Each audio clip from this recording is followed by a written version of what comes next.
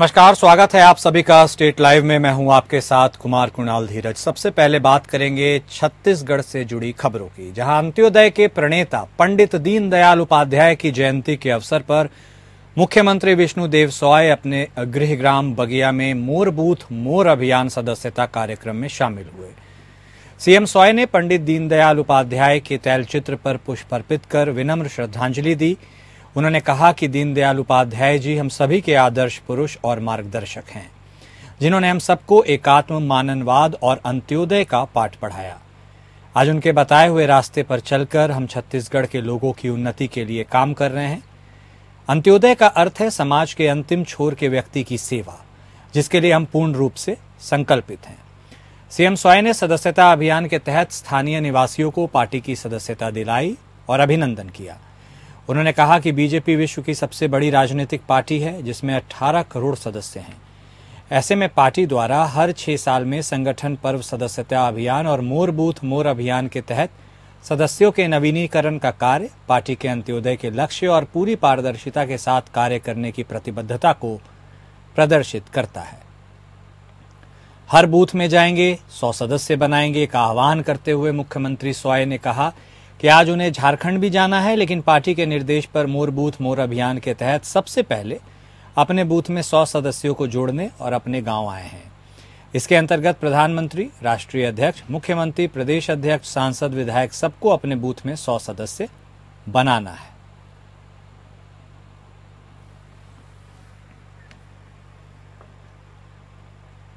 वहीं उप मुख्यमंत्री अरुण साव ने रायपुर के सिविल लाइन स्थित अपने निवास कार्यालय में स्वच्छता ही सेवा पखवाड़ा के थीम सॉन्ग को लॉन्च किया। इस गाने में स्वच्छता परमो धर्म को रेखांकित करते हुए लोगों को स्वच्छता ही सेवा पखवाड़ा में जन भागीदारी बढ़ाने के लिए प्रेरित किया गया है। उप मुख्यमंत्री अरुण साव ने थीम सॉन्ग को लॉन्च करते हुए कहा कि शहरों को स्वच्छ और सुंदर बनाने राज्य के सभी नगरीय निकायों में 17 सितंबर से 2 अक्टूबर तक स्वभाव स्वच्छता संस्कार स्वच्छता की थीम पर स्वच्छता पखवाड़ा का आयोजन किया जा रहा है। हमारे देश की परंपरा में स्वच्छता का हमेशा से ही संस्कार रहा है। स्वच्छता परमो धर्म के ध्येय को आगे रखकर हम पूरे प्रदेश में अभियान चला रहे हैं। स्वच्छता ही सेवा पखवाड़ा के दौरान सभी नगरीय निकायों में लोगों को स्वच्छता के प्रति जागरूक और प्रेरित करने तथा साफ सफाई के कार्यों में जन भागीदारी बढ़ाने के लिए अलग अलग गतिविधियां की जा रही हैं।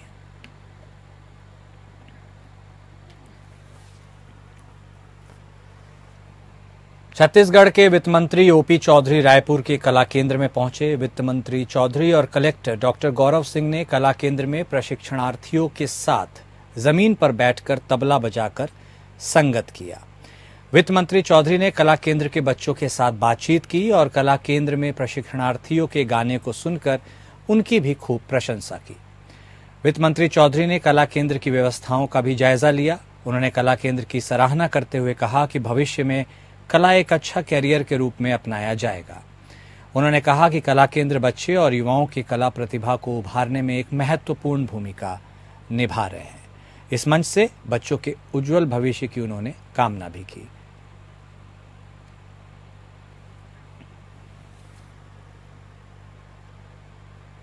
आम आदमी पार्टी के प्रदेश अध्यक्ष गोपाल साहू और कवर्धा की घटना जांच कमेटी की अध्यक्ष प्रियंका शुक्ला ने कवर्धा मामले पर प्रेस वार्ता की। उन्होंने कहा कि लोहारडी में हत्या को आत्महत्या बताने की राजनीतिक साजिश रची जा रही है। इस मामले में आपने गृह मंत्री से इस्तीफे की मांग की और आम आदमी पार्टी छत्तीसगढ़ के अध्यक्ष गोपाल साहू के निर्देश पर कवर्धा के लोहारडी के गांव में एक के बाद एक हुई मौत, आगजनी की घटना पर जांच दल बनाया गया, इसकी उन्होंने घोषणा की है और इसकी अध्यक्षता प्रदेश उपाध्यक्ष एडवोकेट प्रियंका शुक्ला करेगी और अपने सदस्य साथियों के साथ घटनास्थल पर जाकर जायजा लेंगे।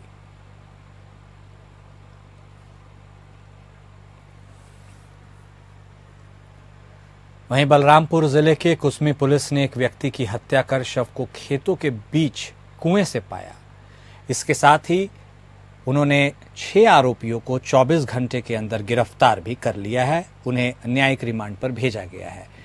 दरअसल बलरामपुर जिले के कुसमी थाना क्षेत्र के ग्राम पंचायत घुघरी कला का यह पूरा मामला है, जहां पर एक महिला और उसके भाई समेत कुल 6 आरोपियों ने मिलकर शराब के नशे में एक व्यक्ति की गला घोंटकर हत्या कर दी थी और शव को खेतों के बीच एक कुएं में डाल दिया था। बाद में लोगों से जानकारी मिलने के बाद पुलिस ने शव को निकलाया और उसे पोस्टमार्टम के लिए भेज दिया।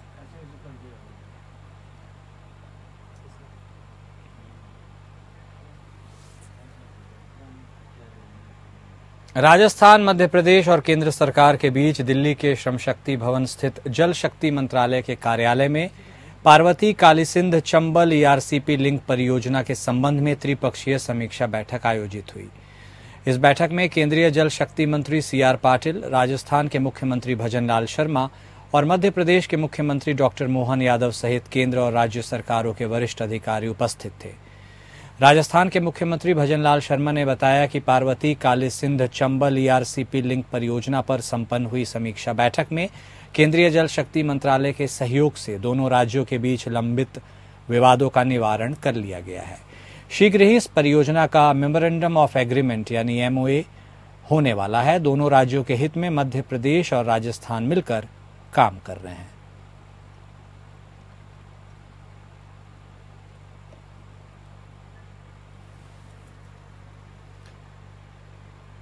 और अब खबर राजस्थान से। राजस्थान सरकार में सैनिक कल्याण मंत्री कर्नल राज्यवर्धन राठौड़ ने भारतीय सैनिकों और गौरव सेनानियों से शिष्टाचार भेंट कर उनके समग्र उत्थान के विभिन्न मुद्दों पर संवाद किया। कर्नल राज्यवर्धन राठौड़ ने मंगलवार को ही राजस्थान के राज्यपाल हरिभाऊ बागटे की अध्यक्षता में राजभवन में आयोजित राज्य सैनिक बोर्ड की एमलगमेटेड फंड की प्रबंधनकारिणी समिति की 34वीं बैठक की और राज्य सैनिक बोर्ड की 17वीं बैठक में सहभागिता की।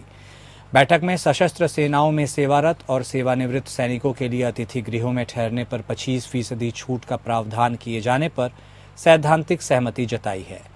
कर्नल राज्यवर्धन राठौर ने कहा कि प्रधानमंत्री नरेंद्र मोदी के कुशल नेतृत्व में केंद्र और राज्य सरकार की कल्याणकारी योजनाओं का लाभ भारतीय सैनिकों और गौरव सेनानियों और उनके परिजनों को सरल और सहज तरीके से मिल सके, इसके लिए सभी संकल्पित हैं।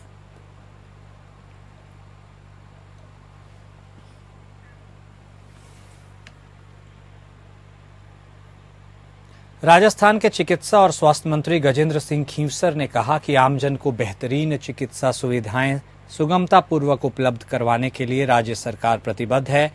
इसी कड़ी में दिसंबर 2024 से सवाई मानसिंह अस्पताल परिसर में निर्माणाधीन इंस्टीट्यूट ऑफ कार्डियोवैस्कुलर साइंसेज का संचालन प्रारंभ किया जाएगा। चिकित्सा मंत्री ने बुधवार शाम को इंस्टीट्यूट ऑफ कार्डियोवैस्कुलर साइंसेज के निर्माणाधीन भवन का अवलोकन किया। उन्होंने भवन में चल रहे निर्माण कार्यों का निरीक्षण किया और निर्माण कार्य को जल्द से जल्द पूरा कर फिनिशिंग वर्क नवंबर माह तक पूरा करने का आदेश दिया। खींवसर ने अधिकारियों को यह आदेश दिया कि सिविल कार्यों के साथ साथ इंस्टीट्यूट में स्थापित किए जाने वाले उपकरणों और जांच मशीनों की खरीद और स्थापना की कार्यवाही भी शीघ्र की जाए।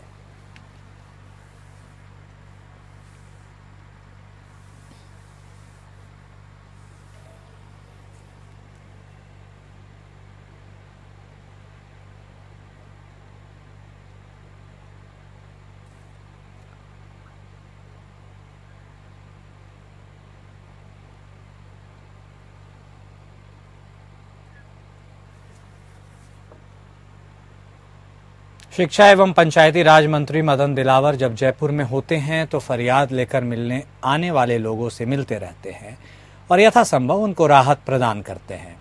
गुरुवार को एक शिक्षिका अपनी फरियाद लेकर शिक्षा मंत्री दिलावर की जनसुनवाई में पहुंची। शिक्षिका ज्योति ने अपनी समस्या बताते हुए कहा कि उनकी 2 नाबालिग बेटियां हैं, उन्हें सेरिब्रल से जुड़ी कुछ मानसिक बीमारी है जिससे वह बोलने और चलने फिरने में असमर्थ है। शिक्षिका ने कहा कि उनके पति, ससुर और माता पिता का देहांत हो चुका है। इन बच्चियों की फिजियोथेरेपी के लिए उसे रोजाना अस्पताल ले जाना पड़ता है, इसलिए उनका स्थानांतरण राजकीय उच्च प्राथमिक विद्यालय ढोलाई सांगानेर सिटी में करने की कृपा करें। शिक्षा मंत्री दिलावर ने शिक्षिका की समस्या को सुनकर तुरंत उन्हें राहत देने का निर्देश दिया।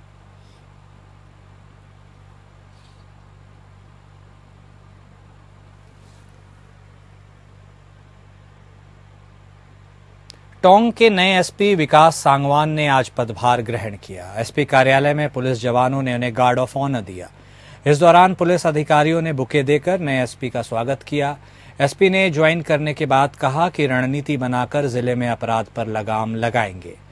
जिले में बजरी के अवैध कारोबार पर बोलते हुए उन्होंने कहा कि अवैध बजरी पर पुलिस लगाम लगाएगी, साथ ही नशे के कारोबार पर सप्लायर्स पर कार्रवाई भी होगी।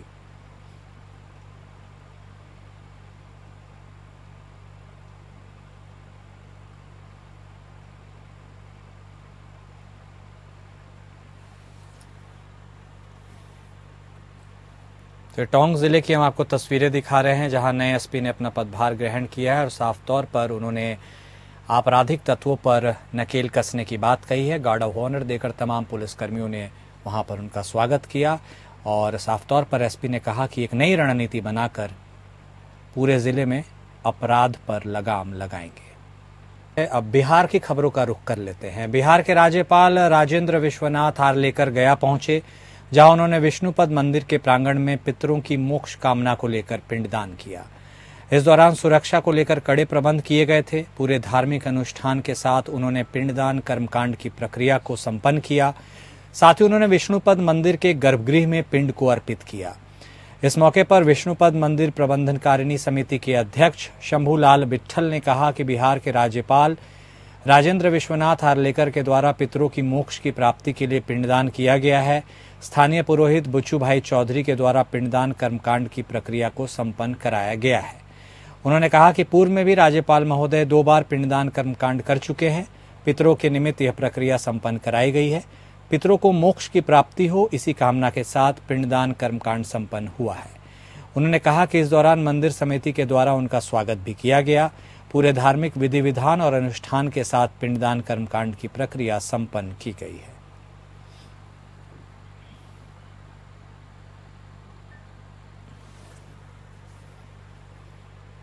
और अब खबर झारखंड से। झारखंड विधानसभा चुनाव के लिए कांग्रेस का घोषणा पत्र क्या हो, इस पर विचार विमर्श के लिए झारखंड प्रदेश कांग्रेस मुख्यालय में घोषणा पत्र समिति की पहली बैठक हुई है। इस बैठक की अध्यक्षता राज्य के पूर्व शिक्षा मंत्री और घोषणा पत्र समिति के अध्यक्ष बंधु तिर्की ने की। बैठक में स्वास्थ्य मंत्री बन्ना गुप्ता, पूर्व शिक्षा मंत्री संविधान सभा में कांग्रेस विधायक दल के उपनेता प्रदीप यादव, पूरे कार्यकारी अध्यक्ष और समिति के सदस्य शहजाद अनवर, जगदीश साहू, डॉक्टर तैसिफ समेत अन्य सदस्य शामिल हुए।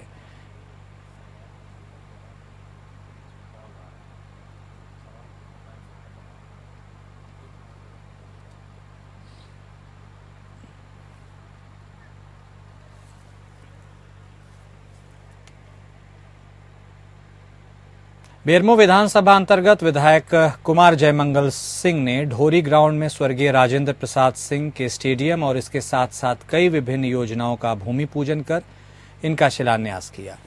इस शिलान्यास में कांग्रेस और जेएमएम के कार्यकर्ता भी उपस्थित रहे। मीडिया से बातचीत करते हुए विधायक कुमार जयमंगल सिंह ने कहा कि ढोरी के स्टाफ क्वार्टर फुटबॉल ग्राउंड के बारे में विरोधी बोलते थे कि ये ग्राउंड कभी नहीं बनेगा। निश्चित तौर पर जो आज राजनीति करने वाले लोग हैं वो ना तो इतिहास को देखते हैं ना तो वर्तमान को। बेरमो को बचाना है तो राजनीति वहीं तक कीजिए जहां बेरमो को बांटने का काम ना हो। नेता बदल सकते हैं लेकिन जनता नहीं बदल सकती। राजेंद्र बाबू ने क्या क्या दिया है वो वही जान सकता है जो बेरमो का भविष्य उज्जवल देखना चाहता है।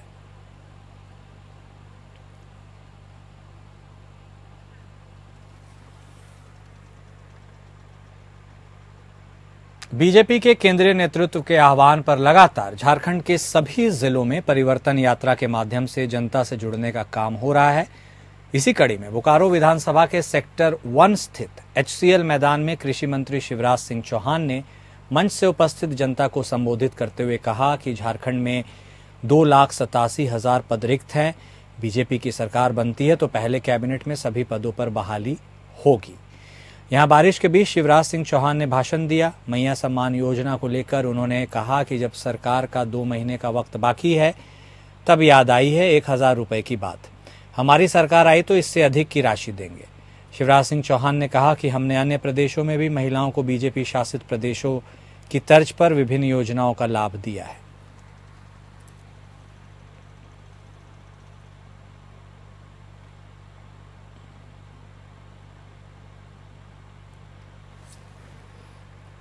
झारखंड राज्य के पूर्व मुख्यमंत्री चंपई सोरेन की सुरक्षा में लगे वाहनों को देर रात राज्य सरकार के द्वारा वापस लिए जाने का मुद्दा अब तूल पकड़ने लगा है। नेता प्रतिपक्ष अमर कुमार बावरी ने इस पर कड़ी प्रतिक्रिया देते हुए कहा कि एक चाचा से भतीजा डर गया है और हार का डर सामने दिख रहा है और इस तरह गाड़ियों को वापस लिया जा रहा है। उन्होंने कहा कि अगर चंपई सोरेन को कुछ भी होता है तो उसके लिए जिम्मेदार राज्य सरकार होगी। उन्होंने कहा कि एक आदिवासी पूर्व मुख्यमंत्री को प्रताड़ित किया जा रहा है, हम इसे बर्दाश्त नहीं करेंगे। पूर्व मुख्यमंत्री को गाड़ी सुरक्षा के लिए उपलब्ध कराना राज्य सरकार की जिम्मेदारी है।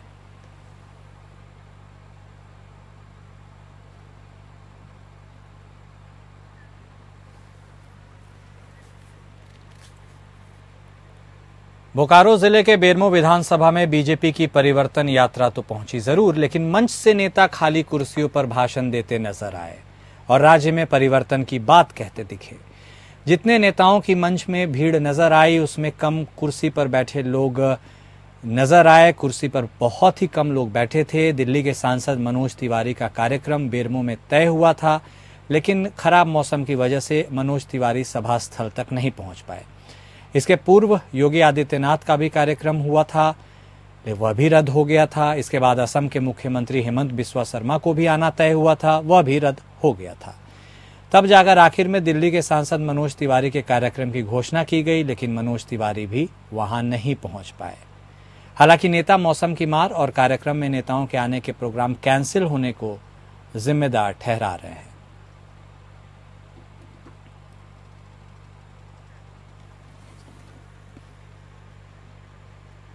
बोकारो में तुपकाडी रेलवे स्टेशन के समीप मालगाड़ी डिरेल हो जाने से दर्जनों ट्रेनों का परिचालन बाधित हुआ है। मालगाड़ी की 2 बॉगी डिरेल होकर पलट गई, जिस कारण बोकारो गोमो रूट पूरी तरह से बाधित हो गया। वहीं चंद्रपुर रेलवे स्टेशन पर वाराणसी से रांची जाने वाली वंदे भारत ट्रेन को भी रोक दिया गया। आद्रा डिवीजन के रेलवे अधिकारी मौके पर पहुंचकर राहत कार्य में जुट गए हैं। वहीं मौके पर पहुंचे दक्षिण पूर्व रेलवे के क्षेत्रीय प्रबंधक विनीत कुमार ने इस पूरे घटनाक्रम पर कहा कि बोकारो स्टील प्लांट के वल्लभगढ़ का स्टील लोड कर तुपकाडी स्टेशन पर गाड़ी खड़ी थी। सिग्नल का पॉइंट उठा, तब तक आधी गाड़ी निकल चुकी थी। बाकी 9 डिब्बे पीछे रह गए, जिसमें से 2 डिरेल हो गए। इस घटना में किसी प्रकार की किसी के हताहत होने की सूचना नहीं है।